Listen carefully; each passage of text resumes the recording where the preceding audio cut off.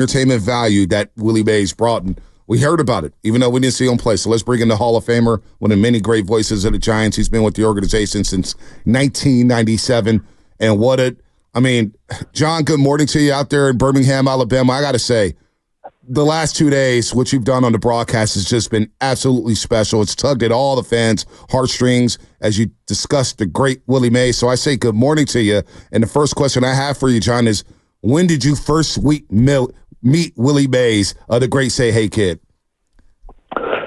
Well, I felt like I have known him my whole life because he made me into a baseball fan. So I've always been very grateful for that I grew up a Giants fan, and they had Willie Mays, who, when I look back at it now as a kid, I think I looked at Willie as a superhero.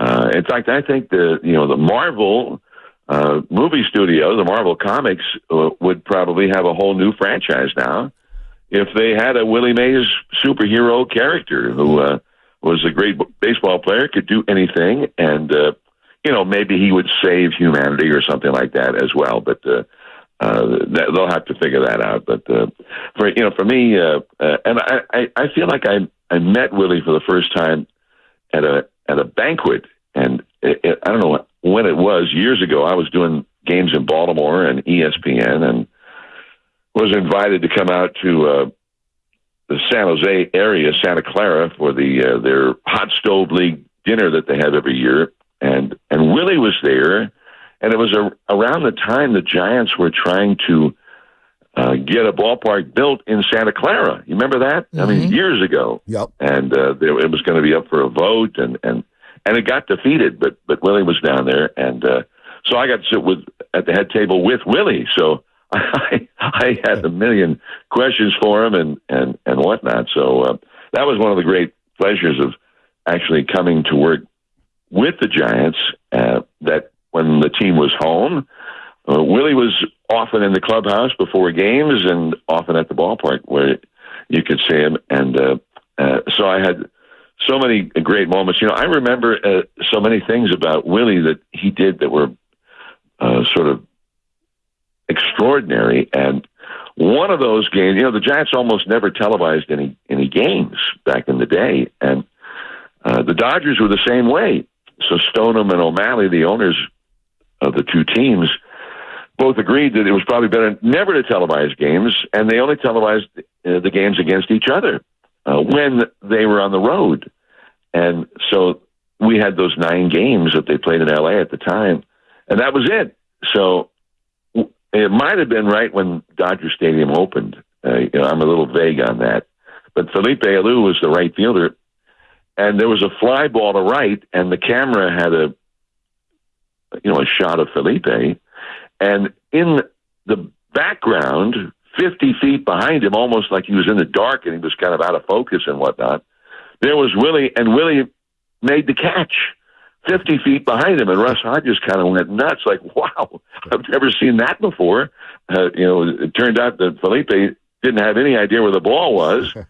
But Willie Mays is over there making a basket catch like he had it all the way. So I was able, 50 years later, to ask Willie about that play, and he remembered it and just said that, Felipe told him there was a blind spot in those lights in right field. It was a new ballpark, and so maybe if he had a chance on a fly ball to right, maybe he might trail over there just in case. And sure enough. But the thing was that Willie not only went over there, he caught it as if he were the right fielder. So, Willie was just kind of extraordinary in that way. And, he always was noted for that catch in the World Series 1954. And still, I think most people feel it's the greatest catch in World Series history. And it could only have happened at the Polo Grounds because it was 483 feet to the straightaway center field at the Polo Grounds. There was so much acreage out there. The Polo Grounds, it would be as if at Oracle Park, beneath the scoreboard out where the garden is, that the scoreboard would be the center field wall. And that's how far away the center field wall was at the Polo Grounds. So Willie had so much time to go catch that ball. But Vin Scully always insisted that his greatest catch was in the regular season at Old Ebbets Field in Brooklyn. In the bottom of the ninth, with a 1-run lead for the Giants, the Dodgers had the bases loaded, and Jackie Robinson hit a shot into the gap in left center field. And Mays took off and made a dive for the ball. They had a cinder warning track. It was almost like all these little lava rocks or something on the warning track. And he made the dive, which immediately cut up his arms and wrists and whatnot. And he caught the ball, and his momentum on the dive carried him into this cinder block wall. There was no padding. They didn't have padding in those days. And his head hit the wall and knocked him out. But he held onto the ball, and Jackie Robinson ran out there almost as if worried about if Willie was okay. But he just went out there and looked into his glove to make sure that he actually did catch it. And when he saw that he did catch it, he just turned around and ran back into the clubhouse. So game was over. So Vinny always felt like that was Willie's greatest catch. So, but he was always doing something and always sort of inventing something. I think he was a genius of the game. And people do make a mistake when they, I think, say that Willie was just a natural player. I think he had natural God-given abilities, there's no question. But he was a great student of the game and for me, a genius of the game, where he was just improvising things as the game would go along. And, so I think that, for Willie, he was a great player, but he was also a guy who was so much more than that. And anyway, so that's why we miss him and why it's been such a blessing to have been a Giants fan all this time, because it was the team of Willie Mays, and why they still have New York Giants fans, people in New York who still are Giants fans to this day. And when you ask them, it was because of Willie Mays. It was the team of Willie Mays. John, you're such a historian, and you know all the little nuggets and all the untold stories. I mean, I'm learning stuff about this is my dad's hero. This was my dad's favorite player of all time, and I thought I knew a lot about Willie, and I'm learning things that I had no idea about, and that's what's special about him. But he had like a Forrest Gump quality to him. He played in the Negro Leagues. He served in the Army, played at the Polo Grounds, was on deck for the Bobby Thompson shot heard around the world, beat the Indians in a sweep, was one of the greatest American League teams of all time, winning 111 games, goes up against Don Lemon, Hall of Famers, was there with Johnny Roseboro. I mean, it's just thing after thing after thing from him where he's at all of these events, these connective tissues. What's the one for you that's maybe like a little nugget that you find the most intriguing about his career? Well, for me, a personal experience, 1970, the Giants played a Sunday doubleheader, and it was still a time where they scheduled doubleheaders. They have one on the schedule this year. Did you know that? Yeah, I think it gets Colorado, right? Yeah, July the 27th, a Saturday. Hey, John, get some sleep for that. I'm looking forward to it, because when I was a kid, that's when we went to the games at Candlestick. That was a promotion, and they would have all the teams that figured to be bad teams when they were in on Sundays. They would have a doubleheader with them. So we would always go because my dad wanted the best deal, and that was the best deal. 2 games for the price of one. Are you kidding?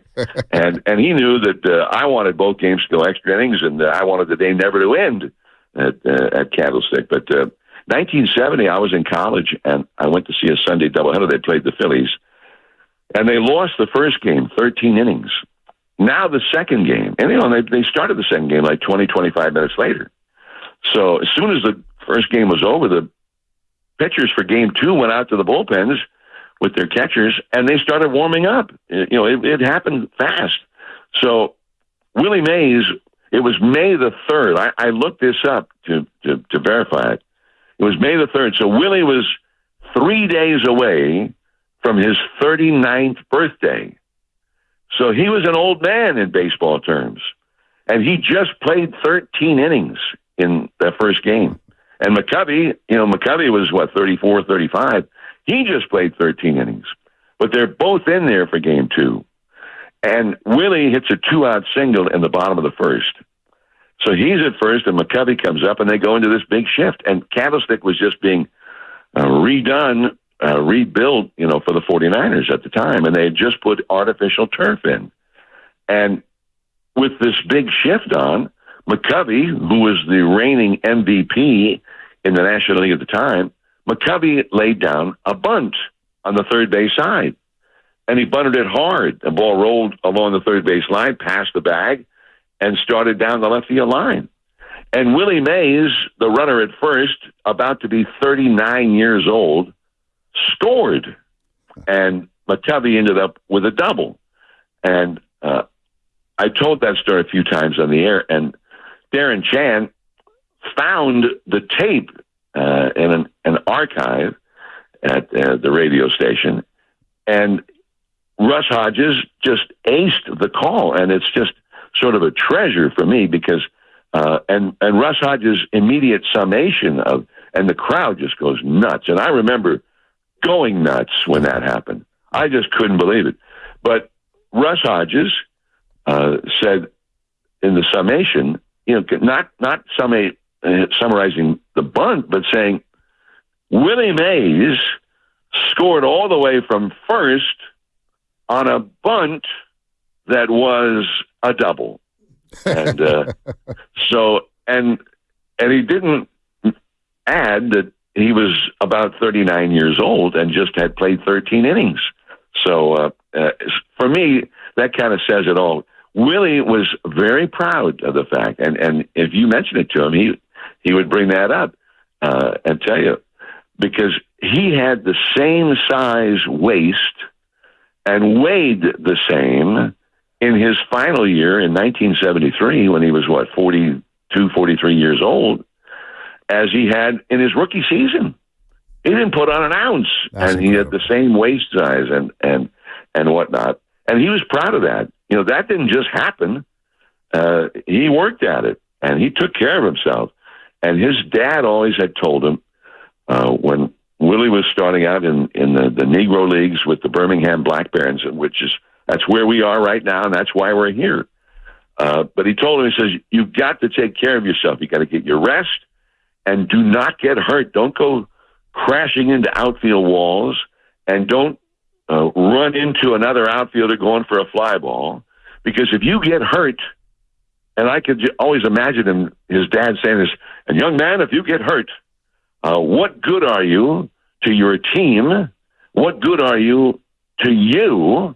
And what good are you to your family if you get hurt and you can't continue to play and make a living? So Willie always was proud of that too, that he never got hurt, and he never had to go on the disabled list, and he never collided with another player except the one time where he and Bobby Bonds went for a fly ball at Candlestick, an afternoon game in right center. I'm sure you've seen the films of it, where they both leaped for the ball, both great, gifted outfielders with great speed. And the best part of that story was, there's a beautiful documentary out about Willie, and I recommend it. Everybody, I think you can get it on HBO Max, John. Yes, they say, hey, kid. HBO Max. Yep. Nelson George was the director, and so Barry Bonds is very much in that. And we had the world premiere of that film at the Castro Theater a couple of years back, and Barry Bonds was there. We were all on stage to talk about Willie and about the film and whatnot. It was the greatest night for Barry Bonds interacting with the public that I've ever seen, because he's a very private guy, but he loved Willie so much, and but he told the story about Willie and his dad Bobby Bonds colliding, and Barry was still, he was a young guy, and when Willie McCovey was going to come up in an inning, Barry would make his way out into the right field bleacher area. And in Candlestick at that time, they had these old, they looked like high school football stadium bleachers. There were like 3 sections of these bleachers. But, and you could walk around out there. And he wanted to get a Willie McCovey home run ball. So he would go out there in anticipation of that. And so he was out there when Mays and his dad collided. And he was horrified. And after the game, because Willie caught the ball and then hit the deck after the collision and hit his head and was knocked out. And Barry did describe it as a great outfielder. Said that he believes that that's the greatest catch of all time, right there. He went one better than Vin Scully's recollection at Ebbets Field, and he makes a good. You can't dispute him. He's Barry Bonds. How many? Willie's one of the only guys who ever won more Gold Gloves than Barry did. So anyway, but he also added to the story that he got in the car with his dad to go home after the game, and he says, "Dad," and he scolded him. He says, "Dad, you hurt Willie. Don't ever do that again. When Willie's going for a ball, you stay away from him. Don't hurt him." And his dad would say, "Son, we were both going for a fly ball, and it's just, I'm telling you, don't do it again. You hurt him, and hopefully he's going to be okay. But don't ever do that again." So, and even then, as a kid, he loved Willie so much, and I love that little anecdote. So anyway, so that's and I think it is one of the real kind of for me, it says so much about Willie and his relationship with his godson. But when they had a Barry Bonds day at the ballpark and retired Barry's number 25, and Willie was not scheduled to make any kind of speeches or anything, but he was on the field for it. And then he just decided, spur of the moment, and this happens a lot, where Willie just decided, I have something to say and I need to say it. It's important for me to say it. And he got up and basically made an impassioned plea to the voters in the Hall of Fame balloting that, being in the Hall of Fame was one of the great joys and honors of his life. And when he goes to the Hall of Fame now, he said, that is still one of the great pleasures to be there with the other Hall of Famers in Cooperstown. And he feels that Barry Bonds was a Hall of Famer and did all the things necessary to be in the Hall of Fame, and he deserves it, and he needs to be there. Put the person who deserves to be there in the Hall of Fame. And let's face it, there he was, what, 90 years old, basically blind, and not scheduled to make a speech, and it was an emotional speech for him to make. And for me, that really said it all about who Willie Mays was. It's well said, John. The great voice, Jon Miller, Hall of Famer, longtime Giants broadcaster. And that's a speech we played yesterday all day long on our show, John, was that speech at Barry Bonds Day when he got the number 25 retired there. John, you're saying so much. We could get into, the old gangsters at the Red Rooster in New York telling Willie, go home. It's 9 o'clock. You need to get rest to go play at the Polo Grounds. Or the Dodgers whiffing saying, hey, let's send our scout to go see Willie Mays. And the scout coming back saying, yeah, Willie can't hit a curveball. Well, thank God the scout misread that one because Willie became a Giant after that. But you're down there at Rickwood Field where Willie Mays played in Birmingham, Alabama. He played in the last Negro League World Series back in 1948. What does it mean to you to see Major League Baseball take the game back to Rickwood Field, the oldest stadium in baseball here in America? Well, I know when we opened in New York last year, the Giants played the Yankees at the beginning of the season, and this group of Giants fans, they had the New York Giants Preservation Society that was formed way back in the day when the Giants left, and it's kind of been passed along from the parent to the offspring. And so a lot of the people who are members of that now are people whose parents remember being Giants fans and Willie Mays fans. But they had a special tour in the area in Harlem where the Polo Grounds had been, which now has these tall towers, these projects, the Polo Grounds towers. And so we went up there, but included in that was the building where Willie lived, where you see the film and the photographs of Willie playing stickball with the kids, right outside of where he lived in this apartment with a couple who had the apartment. And that's all still there. And so a young guy who was born in the Polo Grounds Towers and still lives there to this day, he came along on the tour and wore a Willie Mays jersey, and then he got a broom handle. And when we were in front of Willie's old apartment where he lived with the couple, as a young guy, he did some swings out there and sort of reenacted Willie playing stickball in that street. It was kind of a thrill to be in that neighborhood. And then we walked the stairs that Willie would have walked down Coogan's Bluff to the Polo Grounds, and we walked through the Polo Grounds Towers. Everything, all the signage and everything is in black and orange colors, the Giants' colors. And this is all because of Willie Mays. We also went to the Boys and Girls Club that's there by the Polo Grounds Towers. And the kids, and not professional artists, but the kids, did a very professional and beautiful mural that's in that Boys and Girls Club that shows the timeline of all the things that were there on those grounds, including polo fields at one time in the 19th century. And then when the baseball park was built, the Polo Grounds, and all the things that have occurred there since. But Willie Mays is featured in that mural maybe 3 or 4 different times, because that is why people care about that area. And that's part of the history of that area, that, hey, this is where Willie Mays, the greatest player who ever played, this is where he played. And so that was kind of fun. I'd heard about stuff like that, but I'd always been fascinated with the Polo Grounds growing up a Giants fan, because in the Giants yearbook, I saw my first game there in '62 at Candlestick, so we bought a yearbook, and they had a page that showed aerial photographs of all the stadiums in the National League. That included the Polo Grounds, because '62 was the year that the Mets were born, and they played in the Giants' old ballpark while Shea Stadium was being built. And I remember looking at it thinking, wow, that park is nuts.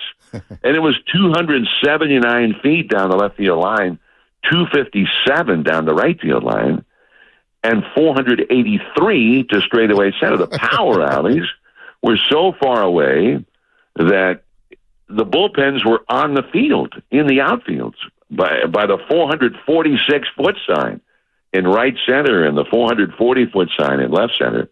That's where the bullpens were. And so you would think a great ballpark to hit home runs, and I think it was a good home run ballpark, but pitchers would try to make them hit the ball and keep them from pulling the ball. And then it was really big. And that's where Willie made his reputation, because he had the speed and he had the great ability to get a read on a fly ball, and he could just run forever to go catch a fly ball. So, and he often did. So anyway, so that was, for me, that was a Willie Mays pilgrimage to go to that area. But it's for me, a great story.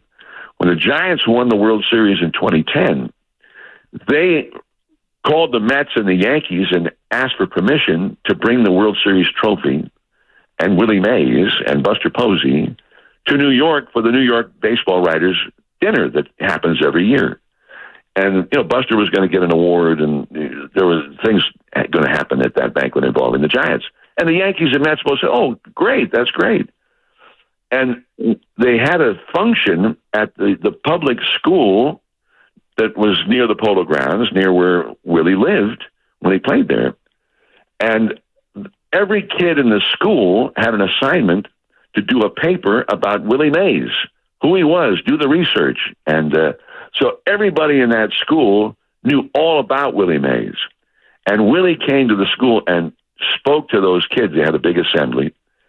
And then he presented awards to the kids for who got straight A's, and kids who got the honor roll, and kids who had perfect attendance, and whatever, all the awards that they had. and Willie was giving out signed Giants caps that he had signed and jerseys and all this kind of stuff. And then there was one last kid, and there were no more hats and no more jerseys, no more Willie Mays gloves, whatever that he was handing out.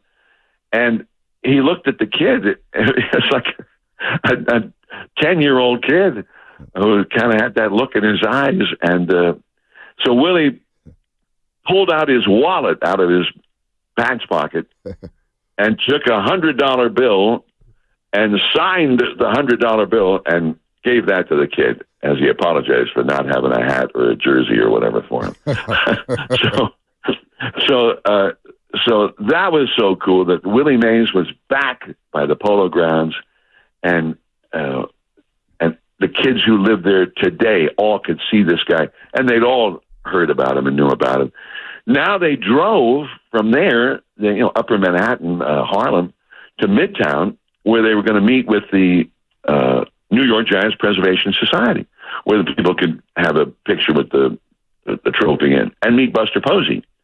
So then Willie, while they were going down there, said, "Listen, were you planning to do a little interview with Buster to speak to the people?" I said, yeah. And he says, "Well, if you don't mind, I want to interview him.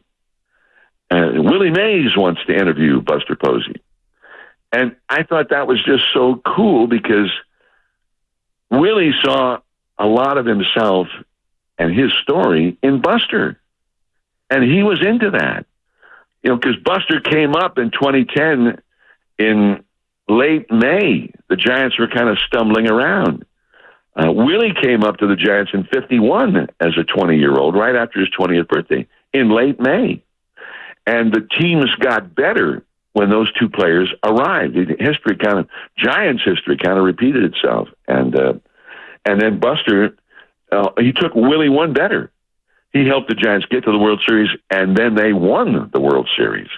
And in 54, or rather in 51, Willie helped him get there from impossible odds, I might add, the greatest comeback in history.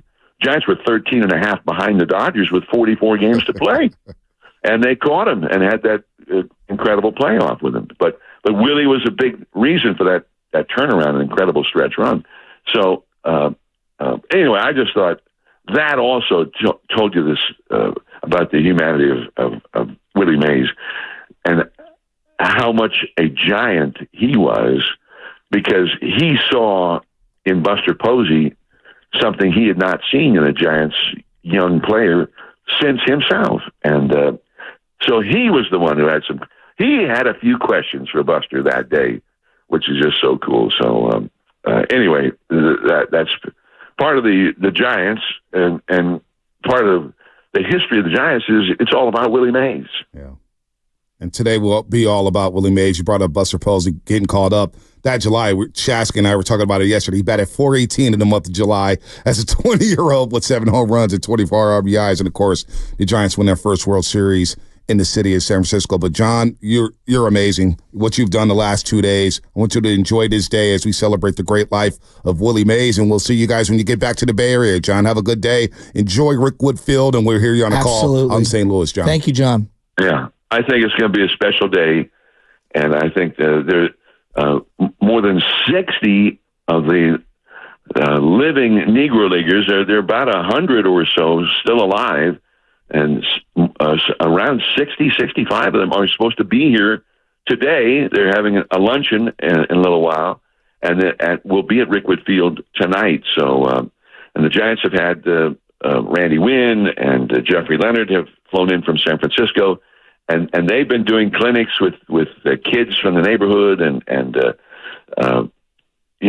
trying to explain to them about the way life was.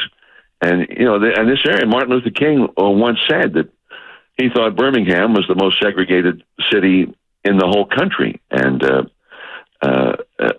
was one of the amazing stories that it also had to make me laugh that, the broadcaster for the Birmingham Barons, whose ballpark it was, and the Birmingham Black Barons of the Negro League, would rent out the ballpark. So basically, every other week, the Black Barons would be playing there, and they talked about Willie being a high schooler, so he could only play on the weekends because he was in school during the week. And the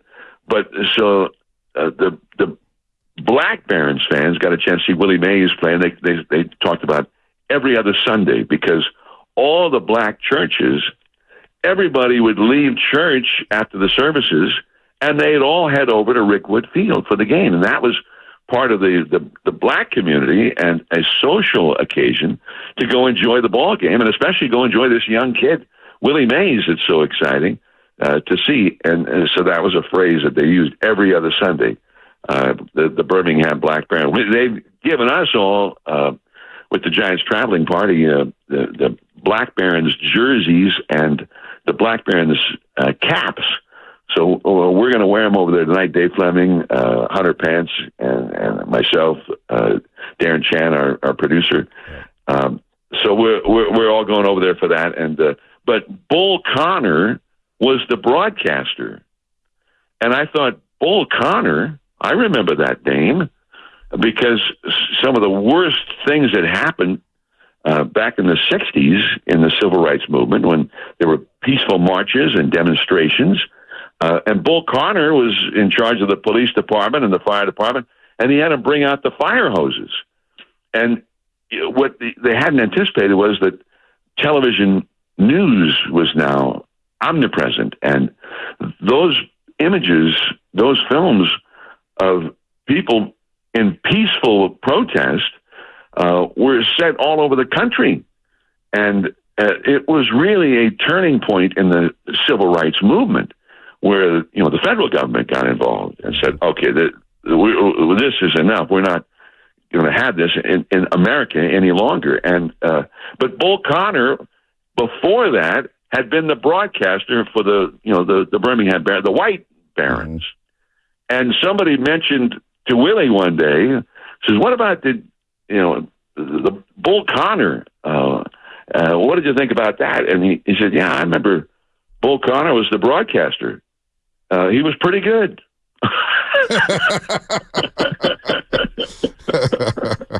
That's amazing. Anyway, and for Willie, he just remembered him, and he gave his little scouting report. Oh yeah, he was pretty good. Yes, but he was so good. In fact, the history of it is, apparently he was so good. In fact, he parlayed that into a political career, and they had the political office where, I don't know, they call it the safety office or whatever, and he won and was in charge of the police department and the fire department in Birmingham, and that ultimately led to those horrific incidences in the civil rights movement. So anyway, even Bull Connor and Willie Mays has a link in history. I just see that you brought up Martin Luther King Jr., John, before we let you go, and there's a picture of Martin Luther King Jr.